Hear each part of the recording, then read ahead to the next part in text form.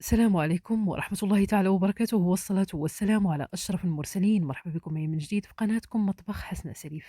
كنتمنى يلقاكم هذا الفيديو بخير وعلى خير، بأحوال طيبة وصحة جيدة بإذن الله. شكر كبير لكم على حسن المتابعة ديالكم، على تعليقكم زوينين اللي كتخليو ليا واللي كيفرحوني بشكل كبير بزاف، على التشجيع ديالكم، فشكرا شكرا لكم. إذا وكما كتلاحظوا معايا اليوم إن شاء الله غادا نشارك معكم هاد الميني غريبة اللي كتجي قمة في الروعة. كتجي هاد الغريبة هادي بنينة وكتجي هشيشة بواحد الشكل كبير بزاف. كما كتلاحظوا معايا كتجي بديك الطبقة ديال الفويتين مقرمشة. ان شاء الله ملي غتجربوها غتبقى معتمدة عندكم. الا كنتوا اول مرة كتزوروا القناة ما تنساوش الاشتراك فيها والضغط على الجرس باش يوصلكم ان شاء الله كل جديد في القناة. ندوزو دابا المكونات وطريقة تحضير الوصفة، خليكم معايا بإذن الله. إذا غنبداو على بركة الله. أول شيء غادا ناخد القصرية، غادا نوضع فيها 500 غرام ديال الزبدة ديال العلب. أنا خدمت بلا بريري، ممكن تخدموا بأي نوع ديال الزبدة تعجبكم أولا ديال البواطة تعجبكم. ممكن تخدموها بزبدة من أصل حيواني فكتجي بنينة بنينة بزاف. يعني كيبقى على حساب كل واحد وباش كيبغي هاد الغريبة هادي. غنضيف 4 ديال الأكياس ديال سكر الفاني وغنضيف شوية الملح. أنا ضاربة المكونات بجوج، فغنخلي لكم القياس ديال 250 غرام ديال الزبدة.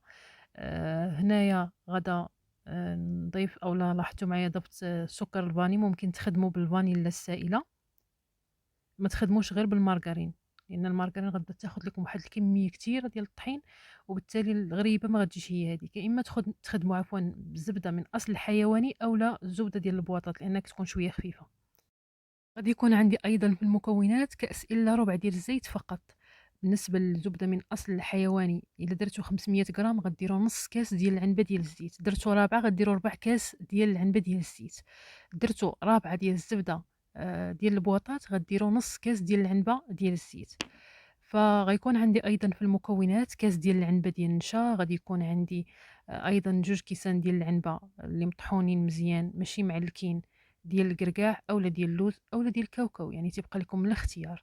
هنا كما لاحظتوا معايا خدمت المكونات مع بعضهم مزيان بهذا الشكل هذا حتى حصلت على خليط كريمي. وهنا ضفت كأس إلا ربع ديال الزيت فقط، ما يعادل 100 غرام.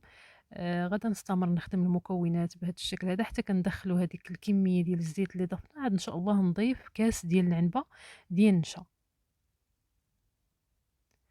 غدا نضيف من بعد 2 كيسان ديال العنبة ديال القرقاع اللي مصهداها شوية في الفران أولا اللوز مقلي ولا اللوز بالقشرة ديالو. كتصهدوه غير تصهدوه ماشي تحمروه بزاف، وكطحنوه حتى هو بحال شكل كسكسو، يعني ما يكونش كونكاسي كبير وما يكونش يعني مطحون حتى تعلق. لاحظوا معايا بالنسبة إلا بغيتو تضيفوا الكاوكاو غتشدوا الكاوكاو وتحمروه غير واحد شوية ماشي تيتحمر مزيان، المهم يتحمر حتى تحيد ليه القشرة وتفسخوه وطحنوه كيما طحنت أنا القرقاع أولا كيما غطحنوا اللوز. فغادا نخدم هاد المكونات هادو مع بعضهم مزيان وغنبدا نضيف في الدقيق مع 10 غرام ديال الخميره ديال الحلويات. انا الطحين اللي تنخدم به طحين خفيف، هو دائما اللي تنقول لكم راه تنخدم بايفولكي خفيف. كيبان لكم على انني كنبقى نضيف في الطحين راه غير من الكبه اولا من التغربيله ديال الطحين راه تيبان لكم الطحين خفيف ولا ثقيل.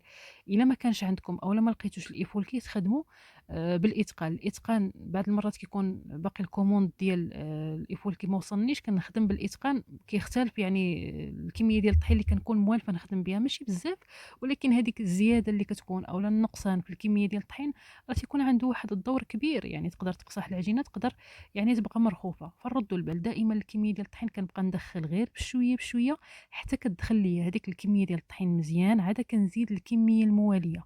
بالنسبه للاخوات المبتدئات كلشي بيدك، ما تخافي من حتى شي حاجه، غير بقاي تضيفي غير بشويه بشويه لانك انت اللي محكمه في كل شيء.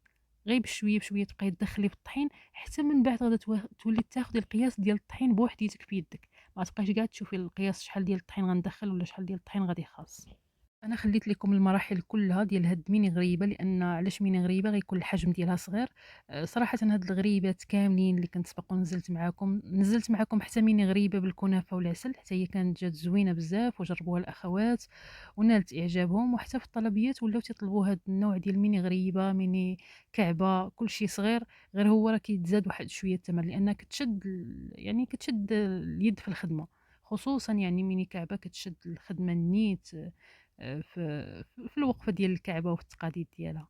هنايا هاد الميني غريبة غندير فيها ما بين 11 12 غرام، يعني في هاد الحدود هادو.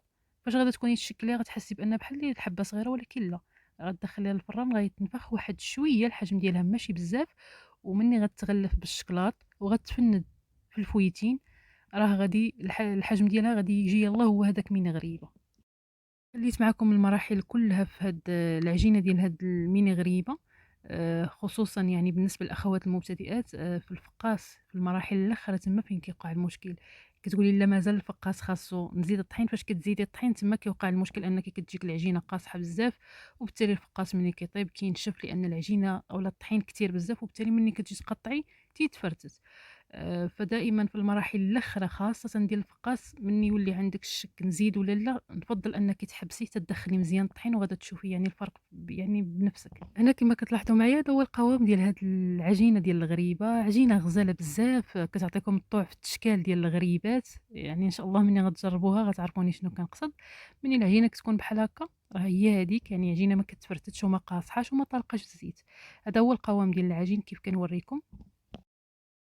من بعد شكلت من هاد العجين هادي غريبات الوزن كما قلت لكم من 11 12 غرام، ما تفوتوش هاد القياس هذا. غندخل هاد الغريبات كيطيبوا في الفران اللي مسخن من قبل غير في الاسفل على 175 درجه، حتى تبان لي الغريبه شويه بدات كتنشف في الوجه ديالها، عاد كنشعل في الوجه. علاش؟ الا شعلت من الاول الفوق لتحت غتشقق الغريبه وحنا ما بغيناش تشقق. بالنسبه للفرن الغازي حتى هو غير في الاسفل، هذيك 6 دقائق الاولى، ومن بعد كنشعل النار في الوجه لاننا حنا ما غنحمروش الغريبه اللي غتجينا بلون موحد. الفرن الكهربائي حتى هو غير 6 دقائق الاولى، ومن بعد كتنشف الغريبه، كتشعلوا النار في الوجه ديال الغريبه وكتخرجوها بعد ما كتاخذ واحد اللون مذهب بعيد. هنا يعني في الليل داكشي علاش كتبان لكم الاضاءه شويه ناقصه، يعني ساليت في الليل باش غادا نفيني هاد الميني غريبه هادي. كناخذ الشكلاط اسود، ما كنضيف ليه حتى شي حاجه، كندوبو في حمام مائي وكنغطس هاد الغريبه هادي في هذاك الشكلاط، كنسوس الفائض ديال الشكلاط مزيان، ومن بعد كنفند هاد الغريبه هادي في الفويتين. فكنلبسوا هاد الغريبه هادي اولا كنغلفوها مزيان في الفويتين، وكنكونوا كملنا الفينيسيون ديال هاد الغريبه هادي. هنا كما كتلاحظوا معايا راني كنفند في الغريبه، وريتكم هاد المراحل هادو، وتيبقى هذا هو الشكل النهائي ديال ميني غريبه بالشكلاط وبالفويتين اللي كتجي اكثر من رائعه، وكتجي هشيشه، وكتجي يعني المنظر ديالها زوين بزاف. واحد النقطه، الا مثلا لقيتو الشكلاط ثقيل يعني مسكر، فتما يعني كيكون الشكلاط ضاربو البرد كيوقع هذاك المشكل، ولكن الا ضفتو الزيت غيطلق لكم الشكلاط. ولكن مني غتجيو تفندو بالفويتين، الفويتين غيلوى ليكم، يعني ردوا البال لهاد النقطه هادي. ما الفويتين ما كيتقابلش نهائيا مع الزيت، غيولي الفويتين بحال اللي لاوي ما مقرمش، ما كتبقاش الغريبه يعني الفويتين فيها مقرمش الا ضفتوا الزيت للشكلاط. فتحاولوا يعني تخدموا بالشكلاط اللي يكون مطلوق ومزيان. بالنسبه للكميه اللي عطاتني هاد نص كيلو ديال الزبده، عطاتني 2 كيلو و435 غرام ديال الحلوى، فهذا هو القياس اللي عطاتني. بالنسبه للكميه ديال الفويتين كانت 600 غرام، قدتني في هاد التفناد هذا ديال هاد الغريبه هذه. أي حاجة ما شرحتهاش مزيان ولا ما كانتش واضحة بشكل جيد خليوا لي إن شاء الله في التعليق نجاوبكم عليها بإذن الله. شكر كبير لكم على حسن المتابعة ديالكم، على تعليقكم زوينين اللي كتخليوا لي، وعلى التشجيع ديالكم على كلامكم الطيب، فشكرا شكرا لكم. ما بقى لي إلا نقول لكم تهلاو في راسكم، وإلى لقاء آخر في فيديو آخر في فكرة جديدة في وصفة جديدة بإذن الله، والسلام عليكم ورحمة الله.